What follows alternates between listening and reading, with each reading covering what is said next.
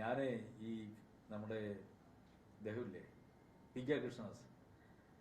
കൃഷ്ണദാസ് അദ്ദേഹത്തിന്റെ മകളുടെ കല്യാണത്തിന് വരണം എന്ന് പറഞ്ഞിട്ട് ഫോണിൽ വിളിച്ചിരുന്നു. കല്യാണം എൻ്റെ നാട്ടിലാണ് നടക്കുന്നത്, എൻ്റെ പഞ്ചായത്തിലാണ് ആ കല്യാണം ഉണ്ട്. ഞാൻ കല്യാണത്തിന് അവിടെ പോയി. കല്യാണത്തിന് പോയിട്ട് ഇറങ്ങുന്ന സമയത്ത് സുരേഷ് ഗോപി കാറിൽ കയറി അവിടുന്ന് പോകാൻ നോക്കുകയാണ്. അപ്പോൾ പരസ്പരം കണ്ടു.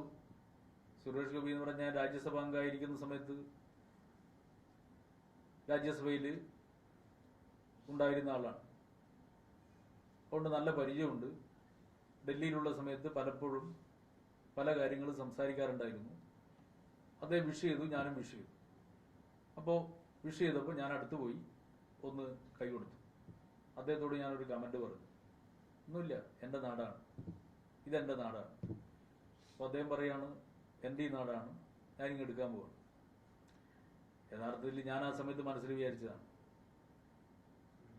ഇതിനെന്തെങ്കിലും തിരിച്ച് രണ്ട് വർത്താനം പറഞ്ഞാലോ ഞാൻ ചിന്തിച്ചാണ്. പിന്നെ വിചാരിച്ച അതുപോലെ ഞാൻ ആവണ്ടെന്ന് കരുതി. എനിക്ക് പറയാൻ അറിയാത്ത ആളൊന്നും അല്ലല്ലോ, ഞാൻ പറയേണ്ടത് ഞാനങ്ങ് ചിരിച്ചു വിട്ടു. സാധാരണ ഒരു കല്യാണത്തിന്റെ ഇടയ്ക്ക് അമ്മാതിരി ഒരു വർത്താനൊന്നും പറയാൻ പാടില്ല, ഒരു ഔചിത്യത്തിന്റെ പ്രശ്നമാണ്. കൃഷ്ണദാസിന്റെ അതിഥിയായിട്ട് അദ്ദേഹം വിളിച്ചിട്ടാണല്ലോ ഞാനവിടെ പോകുന്നത്. ഞാനവിടെ പോവുക, പോയിട്ട് ഇദ്ദേഹത്തെ കണ്ടപ്പോൾ അദ്ദേഹം കാറിലിരിക്കുകയാണ്.